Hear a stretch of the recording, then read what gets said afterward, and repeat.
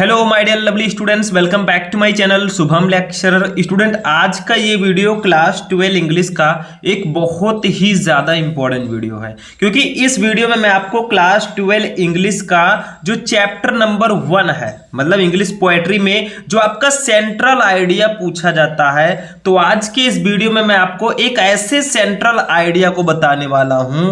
अगर आप इस सेंट्रल आइडिया को तैयार करके जाएंगे तो आपका इंग्लिश में 4 नंबर बिल्कुल पक्का रहेगा। देखिए, सेंट्रल आइडिया 4 नंबर का आता है, और जो आपके इंपॉर्टेंट सेंट्रल आइडिया है वो कौन कौन से हैं? My mother eight 66, keeping quiet, ठीक है, ये सारे सेंट्रल आइडिया बहुत इंपॉर्टेंट है।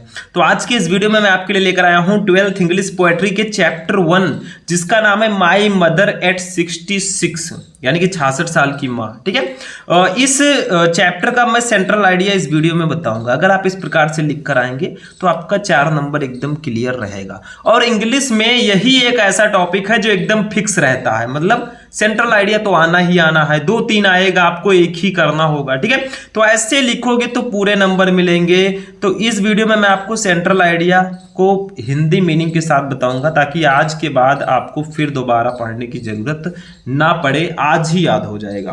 देखिए, आपको जब पेपर देने आप जाएंगे तो सबसे पहले ऊपर लिखना है माई मदर एट 66, फिर डालना है सेंट्रल आइडिया हेडिंग। ठीक है, मैं आपको एक एक जो सेंटेंस है उसको हिंदी मीनिंग के साथ बताऊंगा ताकि समझ में आ जाए आपके। ठीक है, देखिए क्या है इस चैप्टर में। मतलब जो हमारी लेखिका जी हैं कमला दास जी, वो अपने माता जी से जब दूर जा रही थी, मतलब आई थी अपने घर पर, शादीशुदा हैं, तो जब वो अपने माता जी से दूर जा रही थी तो उन्हें बहुत ज़्यादा अपनी माँ को देखकर बहुत ज़्यादा पीड़ा हो रही थी। ठीक है, क्यों हो रही थी? मतलब उन्हें बिछड़ने का जो है बहुत ज़्यादा दर्द हो रहा था। ठीक है, तो देखिए क्या है, दो ageing is a natural process. Central idea का मतलब क्या होता है? आपका जो चैप्टर है उसका सेंट्रल आइडिया आपको, मतलब उसका केंद्र बिंदु लिखना है, क्या बताया गया है इस चैप्टर में। ठीक है, उसको एक छोटा सा लिखना होता है। देखिए, दो एदप एगेइंग, एगेइंग का मतलब होता है उम्र का बढ़ना। ठीक है, एज का मतलब उम्र और एगेइंग का मतलब उम्र का बढ़ना। इज है ये एक नेचुरल प्राकृतिक प्रोसेस प्रक्रिया।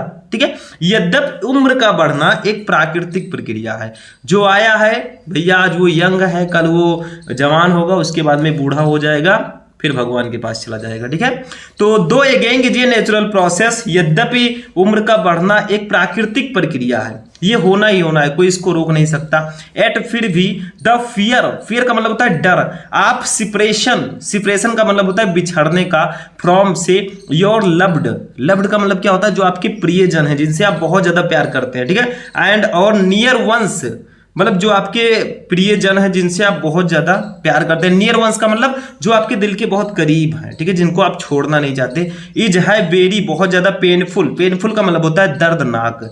लेकिन अपनों से और अपने प्रियजनों से बिछड़ने का जो दर्द है वो बहुत ही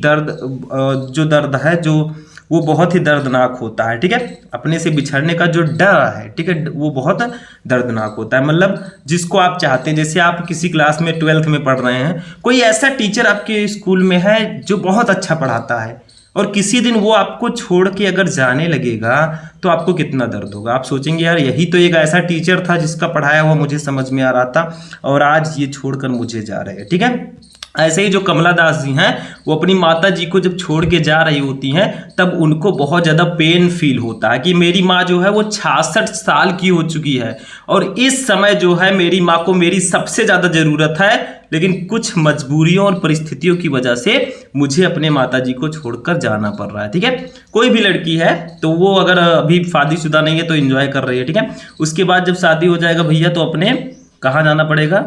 ससुराल। ठीक है, तो छोड़कर तो माता पिता को जाना पड़ेगा। वही हमारी कवि जी अपनी माता जी को जब छोड़ के जा रही होती हैं, कहाँ? अपने मायके में। ठीक है, तब क्या होता है? उन्हें बहुत ज़्यादा दर्द होता है कि भैया माता जी को मेरी 66 साल की हैं, बुढ़ी हो चुकी हैं, अब इनको मेरी सबसे ज़्यादा ज़रूरत है।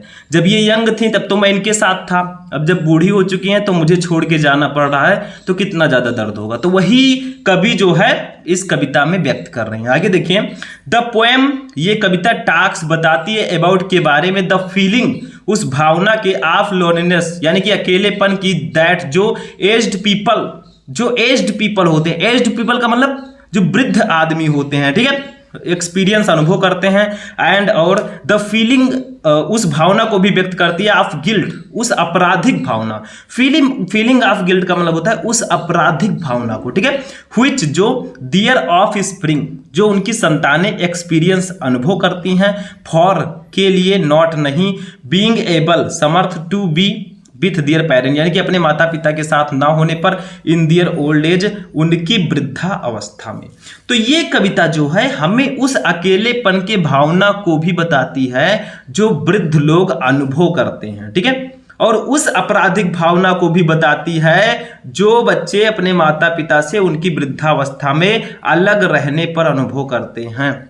मतलब कुछ मजबूरियों या फिर कुछ परिस्थितियों की वजह से अपने माता पिता के पास नहीं रहते, तो जो लोग संतानें जो हैं वो जो अनुभव करती हैं अपने माता पिता से अलग होने पर, उस भावना को भी ये कविता हमें बताती है और उस अकेलेपन की भावना को भी बताती है जो वृद्ध लोग अनुभव करते हैं, ठीक है। बूढ़े लोग जो होते हैं वो सोचते हैं मैं अकेला हो गया हूँ, हमारे जो बच्चे हैं छोड़कर भैया चले गए हैं, नौकरी वोकरी मिल गई, ठीक है।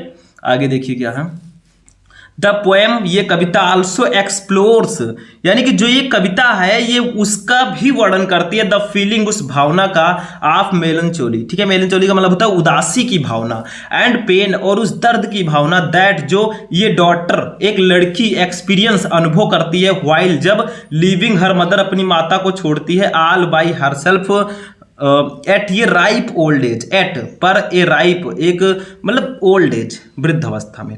तो ये कविता हमें उस अकेलेपन और उस दर्द की भावना को भी बताती है जो एक लड़की अपने माता को उसकी वृद्ध अवस्था पर छोड़ने पर अनुभव करती है।